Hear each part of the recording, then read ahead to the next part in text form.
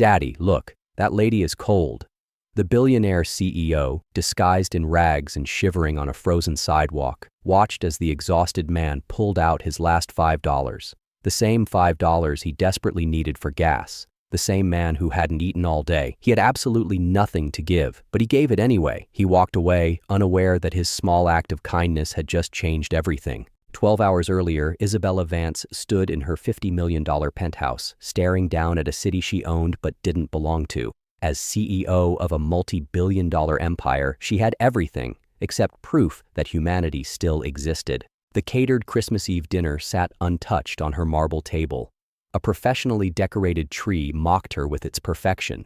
Art worth millions covered the walls, but she couldn't remember the last time she'd actually looked at any of it. She picked up her phone and scrolled through hundreds of contacts, lawyers, investors, executives, not a single friend. Her parents were gone. Everyone else? She'd pushed them away, convinced they only wanted her money.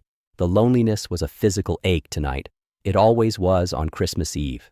Her eyes landed on an old photograph, a younger version of herself with her parents, all wearing silly reindeer antlers. That was before the empire, before the betrayals that taught her to trust no one. An idea formed, born from desperation and cynicism in equal measure. What if she could prove herself right? What if she could prove that in this cold, transactional world, nobody helps anyone without wanting something in return? She would conduct an experiment, strip away her name, her wealth, her power, become invisible, one of the faceless figures she saw from her window every day. She would become a beggar on Christmas Eve and see what humanity was really made of. Miles below, David Miller wiped down the last table of his double shift. His back screamed. His feet were numb after 16 hours. He counted the bills and coins in his pocket, lips moving silently. It wasn't enough. Not for the pink bicycle with training wheels in the pawn shop window. His daughter Lily had been talking about it for weeks. Her 7th birthday was right after New Year's, and that bike was supposed to be everything, Christmas and birthday combined. The wave of failure was familiar. He'd lived with it since his wife Sarah passed 3 years ago. Now he was mother and father, cook and cleaner, homework helper and monster chaser. Their apartment was cold, their meals simple, but it was filled with fierce, protective love. Lily was his whole world. Her joy was his only wealth. He thought of her tucked in bed right now, dreaming of Santa and bicycles. That image was all the motivation he needed. He grabbed his thermos of soup and the sandwich he'd never gotten around to eating, put on his thin coat, and stepped into the biting December wind. Isabella's hands trembled as she changed into tattered thrift store clothing. She smeared dirt across her face, tangled her hair, and stared at the stranger in the mirror. For the first time in years, she looked powerless, vulnerable, terrified. She took the service elevator to avoid the doorman and stepped onto the street. The cold hit like a punch to the chest. The city she usually commanded from above was now a chaotic maze of strangers who wouldn't meet her eyes. She found a spot against a closed bakery wall where the faint smell of old bread seemed to mock her empty stomach. She pulled a thin blanket around her shoulders and held out a trembling hand. People rushed past, phones glowing, arms full of presents, eyes deliberately avoiding hers. She wasn't a person anymore. She was scenery, invisible. 1 hour became 2.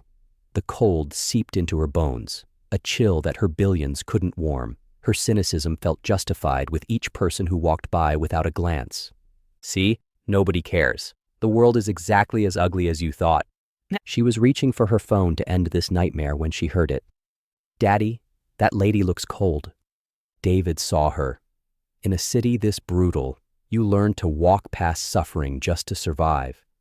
He'd become expert at it. He squeezed Lily's hand tighter, ready to keep moving. They'd just bought a small lopsided Christmas tree from a vendor selling them half price. It wasn't much, but Lily had been so excited. But something made him look back. Maybe it was exhaustion playing tricks on him. Maybe it was the way his daughter's innocent eyes stayed locked on the shivering woman. Or maybe it was something deeper. A recognition of pain he'd felt himself. He saw the same hollow loneliness he'd carried in his own reflection after Sarah died. The kind of emptiness that money couldn't touch and time couldn't heal. "Stay here, sweetie," he said softly. He approached slowly, his voice gentle. "Ma'am, are you okay?" Isabella looked up, her practiced mask of despair cracking. She could only nod, suddenly unable to speak. David's mind raced through brutal calculations. The cupboards at home were basically empty. The bicycle was already impossible. He needed that sandwich. He needed that $5 bill for gas tomorrow. But Lily was watching him, learning from him. What kind of man did he want his daughter to see? What kind of man did he want to be? He unzipped his backpack and pulled out the foil-wrapped sandwich and dented thermos, his only meal after 16 hours of work. "It's not much," he said, his voice mixing apology and sincerity. "But it's warm. I didn't get a chance to eat dinner." He placed them in her frozen hands. No one should be hungry on Christmas Eve. The sandwich was simple, turkey and cheese. The thermos held tomato soup. To Isabella, it felt like a feast prepared by angels. "You should have it," she mumbled, her voice hoarse and raw. "You worked for it." David managed a tired smile that carried the weight of 1,000 similar sacrifices. "I'll find something at home." Then came the moment that would haunt Isabella forever. David reached into his pocket and pulled out a crumpled $5 bill, his gas money, the difference between getting to work tomorrow or walking 4 miles in the snow, the difference between keeping his job or losing everything. He tucked it beside the sandwich. "For a hot coffee in the morning," he said simply. "Merry Christmas." Before Isabella could protest, before she could reveal herself, before she could process what had just happened, he turned, took Lily's small hand in his, and disappeared into the cold December night. Isabella sat frozen against the brick wall. A man with nothing had just given her everything. He hadn't been patronizing, hadn't lectured her, hadn't asked for a single thing in return. He'd just seen another human being in need and acted with pure, selfless kindness. A single hot tear traced a clean path through the dirt on her cheek, then another, then she couldn't stop them. She unwrapped the sandwich with shaking hands and took a bite. It was the most delicious thing she had ever tasted. Not because of the food itself, but because of what it represented, proof that humanity still existed, that kindness wasn't extinct, that her cynical test had been answered in the most unexpected, beautiful way possible. Isabella didn't return to her penthouse. She couldn't. Not yet. She went to a 24-hour luxury hotel, booked a suite under an alias, and immediately called her security team. She clutched that crumpled $5 bill like it was the most valuable thing she owned, because it was. "I need you to find this man," she said, her voice trembling with an emotion her team had never heard from her before. She described David and Lily in detail, the street corner, the time, every small detail she could remember. "His name might be David. His daughter is Lily. He works late shifts. Find him. I need to know everything. And be discreet." Her team was the best money could buy.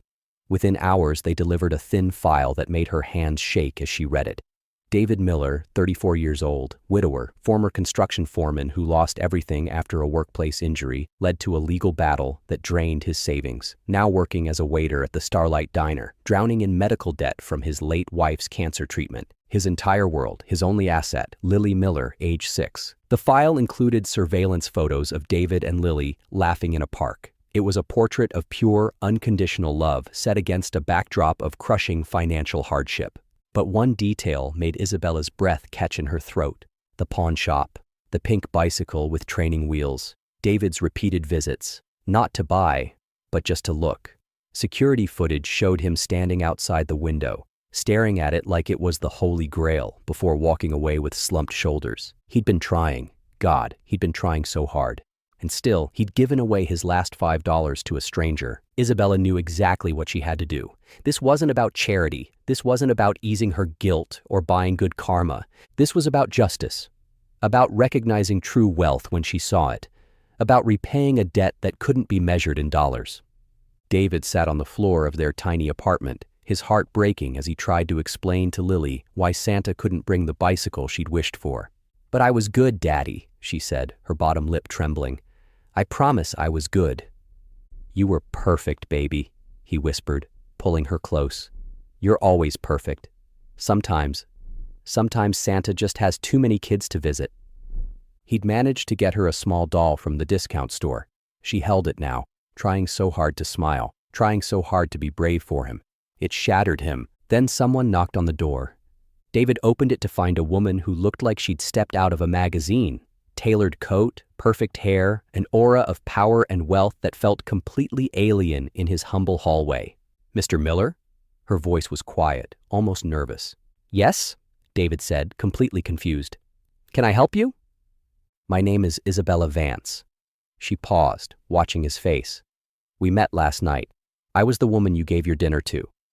Time seemed to stop. David's brain scrambled to connect this elegant, powerful woman to the shivering, desperate figure from the street corner. His mouth opened, but no words came out. I don't understand," he finally stammered. "Please, may I come in?"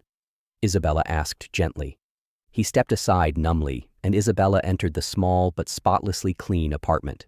Lily peeked out from behind her father's legs, shy and curious. Isabella knelt down to her level, her eyes soft. "Hello, Lily. I remember you. You have very kind eyes, just like your daddy." She turned back to David, who looked like he might pass out at any moment. "I owe you an explanation." She took a deep breath.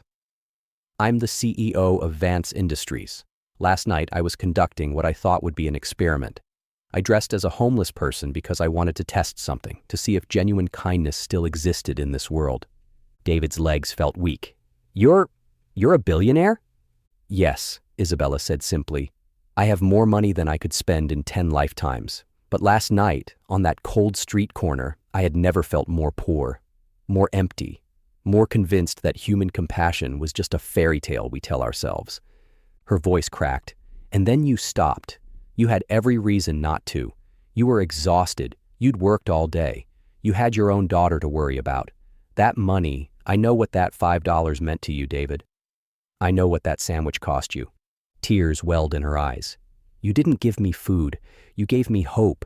You gave me proof that kindness isn't dead, that humanity is real. You saved me, David. You truly saved me." David was still processing the impossible truth. This woman was worth billions, and he'd given her his last $5. Isabella's tone shifted, becoming more businesslike but no less emotional. "I've learned about your situation. The medical debt, the job situation, everything. It's not fair, and it's not right. My company has a philanthropic foundation, and I want to offer you a position leading our new community outreach department." She named a salary that made David's head spin, more than he'd earned in the last decade combined. "We'll eliminate the debts, all of them.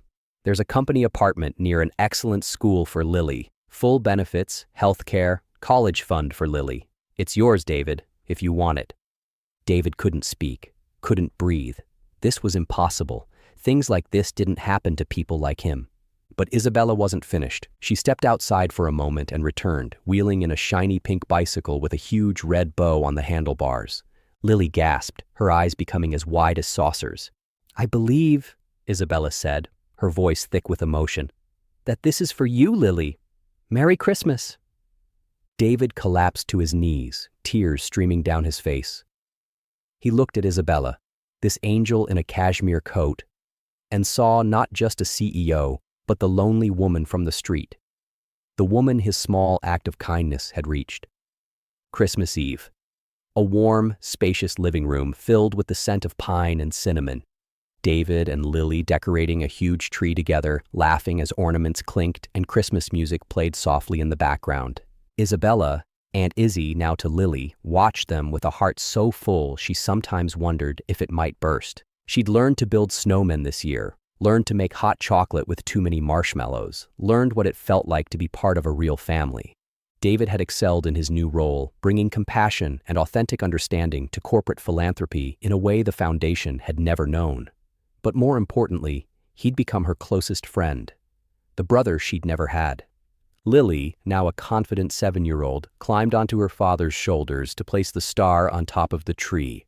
"Perfect," David declared, spinning her around as she giggled. Isabella smiled, thinking about the journey, from a cold sidewalk to this moment, from a cynical test to the discovery that family isn't always about blood. Sometimes it's about finding your people in the most unexpected places, all because one broke man chose kindness when it cost him everything. All because one little girl saw someone who needed help. All because love and generosity create ripples that change the world in ways we can never predict. True wealth isn't measured in bank accounts or stock portfolios. It's measured in the kindness you show when no one is watching, in the sacrifices you make for strangers, in the love you give when you have nothing left to give. David Miller was the richest man Isabella Vance had ever met, and it took losing everything for her to finally see it. What's the kindest thing a stranger has ever done for you? Drop your story in the comments. We'd love to read it. If this story touched your heart, smash that like button and subscribe for more stories that prove humanity is still worth believing in. Because sometimes the person with the least gives the most.